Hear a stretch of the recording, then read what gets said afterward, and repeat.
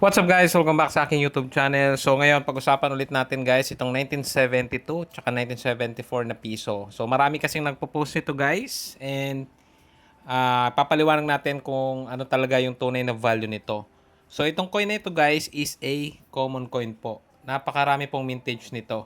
So nasa around 180 million pieces po pag pinagsama yung 1972 at tsaka 1974. So ganun po siya karami. Ngayon guys, itong coin na ito, although common siya, before po may mga bumibili nito, especially kung marami po yung hawak ninyo.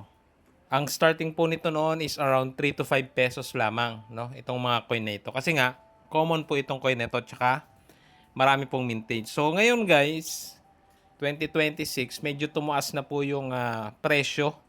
So hindi naman ganun kataas guys, pero kahit papaano medyo tumaas yung mga nag-offer po. And take note lang guys sa mga meron po nito, especially kasi yung mga bumibili po nito, naghahanap po sila mostly ng mga maramihan po, no? Mga maraming piraso po nitong mga coins na ito. Kasi lalo na po yung malalayo guys, medyo para makatipid ng shipping kasi nga ang offer po nila dito pala guys is may mga nag-offer po ng around 8 to 15 pesos. Ayan, depende sa kondisyon at depende na rin sa buyer. So may mga nakikita ko guys dati or nitong mga nakaraan lang ng mga around 12 pesos each, 10 pesos each.